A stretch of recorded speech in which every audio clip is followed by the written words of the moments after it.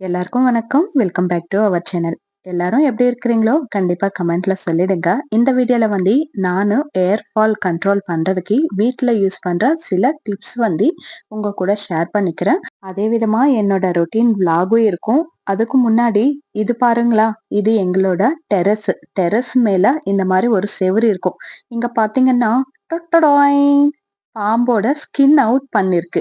இதுல என்ன ஆச்சரியம் அப்படின்னு பாக்குறீங்களா? ஒண்ணும் இல்ல. டெரஸ் மேல வந்து ஸ்கின் அவுட் பண்ற அளவுக்கு பாம்புக்கு தெம்பிருக்குன்னா பாத்துக்கோங்க. இந்த குளிர்க்கு எங்க வேணும்னாலும் பாம்பு இருக்கலாம். சோ உஷாரா இருந்துக்கோங்க அப்படின்னு சொல்றதுக்காக தான் இந்த வீடியோ காமிக்கலாம் அப்படின்னு சொல்லிட்டு காமிக்கிறேன். நாங்க டெரஸ் மேல சும்மா அப்படியே ரிலாக்ஸ் ஆகலாம் அப்படின்னு தான் போனோம்.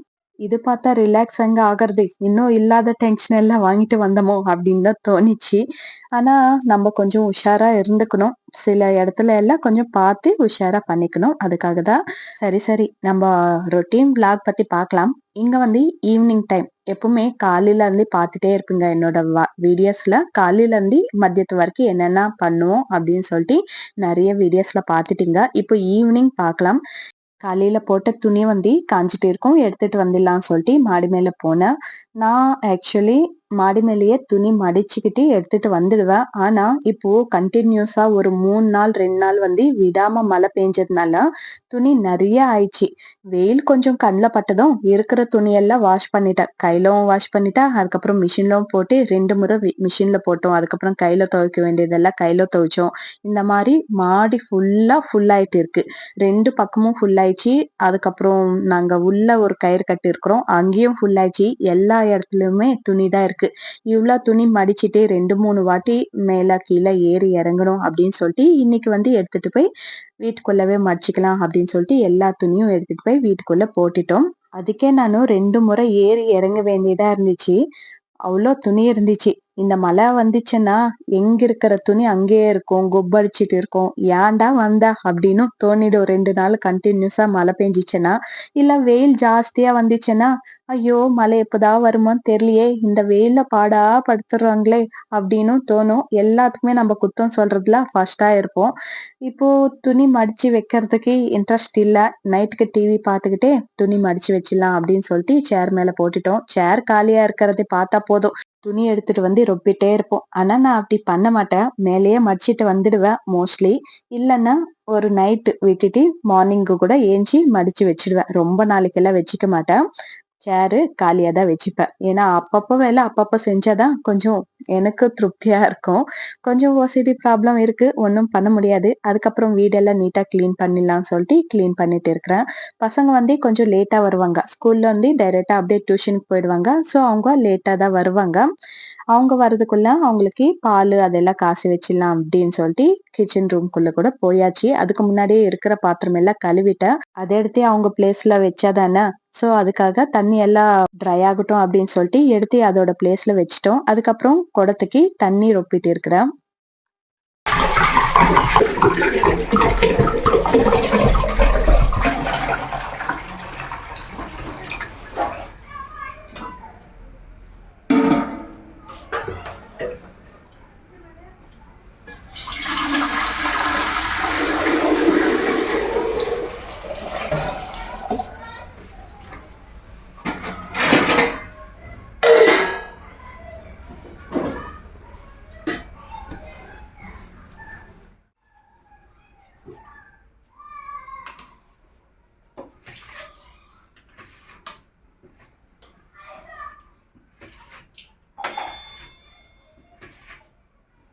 பசங்க டியூஷன்ல இருந்து வரதுக்குள்ள பால் காசு வச்சிடலாம்னு சொல்லிட்டு அவங்களுக்கு பால் காசிட்டு இருக்கிறேன். இன்னொரு சைடு வந்து ஆம்லா ஜூஸ் குடிக்கலாம் அப்படின்னு சொல்லிட்டு ஆம்லா கட் பண்ணி ஜூஸ் பண்ணிட்டு இருக்கிறேன்.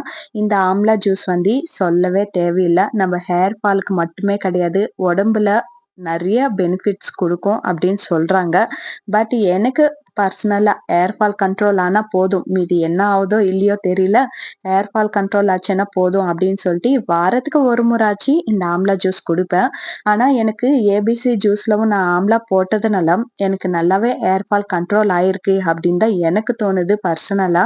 ஸோ ஏபிசி ஜூஸ் மால்ட் எப்படி பண்ணிக்கணும் அப்படின்னு சொல்லிட்டு நீங்க இன்னும் பார்க்கலன்னா நம்ம சேனல்ல கண்டிப்பா உங்களுக்கு லிங்க் டிஸ்கிரிப்ஷன்ல கொடுக்குறேன். கண்டிப்பா செக் பண்ணி பார்த்துடுங்க.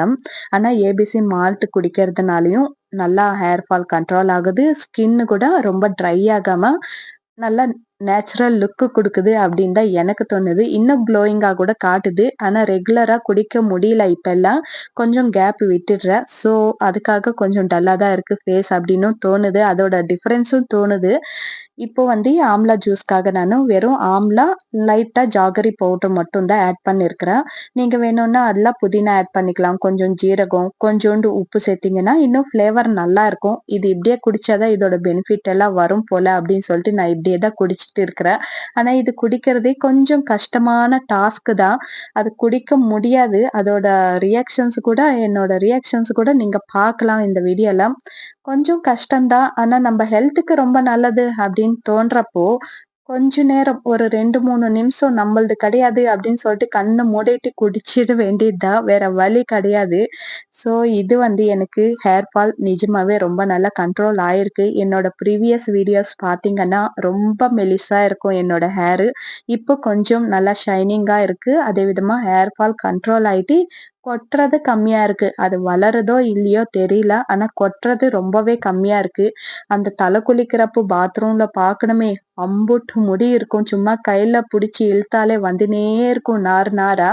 அந்த மாரி இல்லாம கொஞ்சம் சீவுறப்ப மட்டும் தான் வருது. ஸோ அந்த அளவுக்கு இம்ப்ரூவ்மெண்ட் இருக்குன்னா, ஒண்ணு ஆம்லா ஜூஸு பிளஸ் ஏபிசி மால்ட்டும், இன்னொரு டிப்பும் இருக்கு. ஸோ அது கூட உங்க கூட ஷேர் பண்ணிக்கிறேன். இது குடிக்கிறப்போ மூஞ்சி எனக்கு இப்படிதான் போகுது கோணையா. ஆனாலும் வேற வழி இல்ல அப்படின்னு சொல்லிட்டு கண்ண மூடிட்டு குடிச்சிட்டேன். பார்த்தீங்கன்னா உங்களுக்கே தெரியும். இந்த மாரி தான் மடன்னு குடிச்சிடணும். நம்ம ஹெல்த்துக்கு நல்லதுன்னா. அது நல்லா இல்ல, இது நல்லா இல்லன்னு சொல்லிட்டு லொட்ட சொல்லிட்டே இருக்கக்கூடாது. எனக்கு தெரிஞ்ச அளவுக்கு நல்லதுன்னா கண்ண மூடிட்டு குடிச்சிடலாம். அது டேஸ்ட் பார்க்கக்கூடாது அப்படின்றது தான். அவ்வளோதான் ஆம்லா ஜூஸ் குடிச்சு முடிச்சிட்டோம். ஒரு டாஸ்க் முடிஞ்சிச்சு. அதுக்கப்புறம் பசங்க வீட்டுக்கு வந்துட்டாங்க. எனக்கு இன்னைக்கு என்னவோ சின்னவர ரொம்ப மிஸ் பண்றேன் அப்படின்னு தோணுச்சு. காலங்காத்தால போனவங்க கொஞ்சம் லேட்டா வந்தாங்களா டியூஷன்ல இருந்து. ஐயோ எப்படா பார்க்க போறேன் என் சின்னவர அப்படின்னு தோணுச்சு. பெரியவர் வந்து இன்னைக்கு டியூஷனுக்கு மட்டும்தான் போனா, ஸ்கூலுக்கு போகல. அவனுக்கு கொஞ்சம் ஸ்டொமக் அப்செட் ஆனதுனால டியூஷனுக்கு மட்டும்தான் அனுப்புனேன். ஸ்கூலுக்கு போல. வயிறு நோவு எப்படி இருக்கு அப்படின்னு சொல்லிட்டு விசாரிச்சுட்டு இருக்கிறா. பரவாயில்ல அப்படின்னு தான் சொன்னேன். ஸோ இன்னைக்கு மட்டும் சின்னவர் ரொம்ப மிஸ் பண்ணதுனால இந்த ஹக்கிங்கு, கிஸ்ஸிங்கு நார்மலாவே இருக்கும். பட் இன்னைக்கு கொஞ்சம் ஜாஸ்தியா இருக்கு அவ்வளவுதான். அதுக்கப்புறம் பசங்க மூஞ்சி, காலு அதெல்லாம் கழுவிட்டு வந்த பிறகு அவங்களுக்கு பால் குடுத்துட்டோம். அதுக்கப்புறம் நைட்டுக்கு சமையல் செய்யணும் இல்லைங்களா? அதுக்காக சப்பாத்தி மாவு வந்து பெசஞ்சு வச்சுட்டேன். அதுக்கப்புறம் டமோட்டோ கொஜ்ஜு செஞ்சுக்கலாம் அப்படின்னு சொல்லிட்டு டமோட்டோ கொஜ்ஜுக்காக வெஜிடபிள்ஸ் எல்லாம் கட் பண்ணிட்டு இருக்கிறேன்.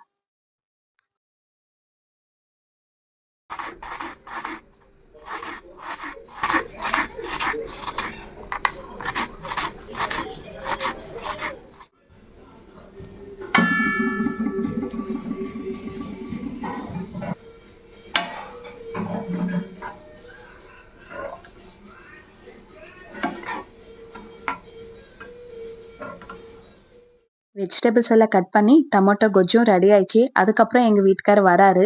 வரப்பே பூ எல்லாம் வாங்கிட்டு வந்தாங்க. எதுக்குன்னா, நேத்து இந்த வீடியோ இன்னைக்கு போஸ்ட் பண்றேன் இல்லைங்களா? நேத்து எங்களோட கல்யாண நாளு. ஆனா இந்த வீடியோ எடுத்தது வந்து என்னோட கல்யாண நாளுக்கு முந்தா நாளே எனக்கு இந்த மாரி பூ எல்லாம் வாங்கிட்டு வந்து குடுத்துட்டாரு. ரொம்ப சந்தோஷம். அதுலவும் மல்லிப்பூ வாங்கிட்டு வரலையே அப்படின்னு சொல்லிட்டு நானும் லொட்டு சொல்லிட்டு இருக்கிறேன். நம்ம பொம்பளைங்க அப்படிதான். எது வாங்கிட்டு வந்தாலும் சாட்டிஸ்ஃபைடு ஆகவே மாட்டோம். இது இல்லையா, அது இல்லையா அப்படின்னு சொல்லிட்டே தான் இருப்போம். அது ஒரு சாட்டிஸ்ஃபேக்ஷன் நம்மளுக்கு இல்லைங்களா? அதுக்கப்புறம் சாப்பாடு வந்து இந்த மாரி பாயில் பண்றது ஃபர்ஸ்ட் டைம். இந்த மாரி ஸ்டீம்க்கு குக் ஆகுமா அப்படின்னு சொல்லிட்டு டெஸ்ட் பண்ணிட்டு தான் இருக்கிறேன். சரி எனக்கு கொஞ்சம் டவுட்டா தான் இருந்துச்சு. ஆகாது போல மறுபடியும் நம்ம வடிச்சு தான் எடுத்துக்கணும் அப்படின்னு சொல்லிட்டு. ஆனா பார்த்தா ரொம்ப நல்லா வெந்துச்சு. கொஞ்சமா தான் சாப்பாடு செய்ய வேண்டியதா இருந்துச்சா. சப்பாத்தி எனக்கு ஒத்துக்காது நைட்ல சாப்பிட்டா.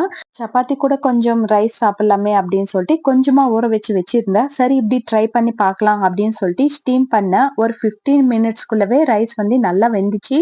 நல்லாவும் இருக்கு. பரவாயில்ல. இப்ப வேணும்னாலும் இந்த மாரி பண்ணிக்கலாமே அப்படின்னு தான் தோணிச்சு. அதுக்கப்புறம் ரோல் பண்ண வச்சிருக்கிற சப்பாத்தி எல்லாம் சுட்டி சாப்பிட்டுட்டு, அதுக்கப்புறம் மறுபடியும் இருக்கிற பாத்திரம் எல்லாம் கழுவிட்டு, அதுக்கப்புறம் தூங்க போயிட்டேன். கிச்சன்ல அப்படியே விட்டுட்டு போயிட்டோம்னா, தூக்கத்துல கூட சாமானம் கழுவுற மாரியே இருக்கும் கனவுல எல்லாம். அதுக்காக தான் கழுவிட்டு தூங்கிட்டோம்னா கொஞ்சம் நிம்மதியா தூங்கலாம் இல்லைங்களா? அதுக்காக இந்த நைட்டு கொஞ்சம் லேட் ஆனாலும் பரவாயில்ல அப்படின்னு சொல்லிட்டு கழுவிட்டு தான் தூங்குவேன். ஒரு ஒரு நாள் மட்டும் மிஸ் ஆயிடுது. ஏதாச்சும் இன்ட்ரெஸ்டான படம் பார்க்குறப்போ, நாளைக்கு கழுவிக்கலாம் அப்படின்னு விட்டுடுவேன். கொஞ்சம் சினிமா பைத்தியம். ஒண்ணும் பண்ண முடியாது அந்த நேரத்துல. அங்க கட் பண்ணா காலங்காத்தால ஏஞ்சதும் வாசல் வந்து மாப் பண்ணிட்டேன். இன்னைக்கு கழுவல. ஏன்னா ஏஞ்சதும் மழை பெஞ்சுட்டு இருந்துச்சு.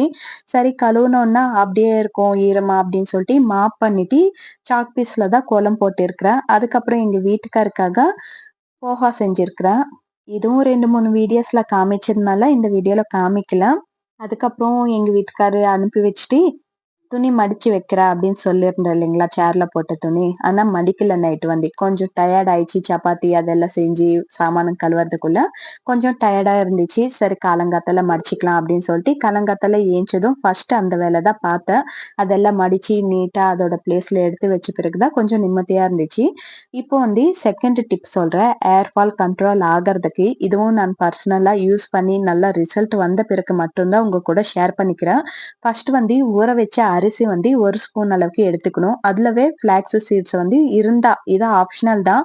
ஃபிளாக்ஸ் சீடும் பிளஸ் ரோஸ்மேரி லீவ்ஸ் வந்து ஆப்ஷனல் தான். இருந்தா சேர்த்துக்கோங்க. இல்லன்னா அரிசி, அலோவேரா ஜெல் மட்டுமே போதுமா இருக்கும். இருந்துச்சுன்னா அதுவும் ஆட் பண்ணிக்கணுங்கன்னா, உங்க ஹேர் குரோத்துக்கு கொஞ்சம் இம்ப்ரூவ்மெண்ட் குடுக்கும். அதனால சொல்றேன்.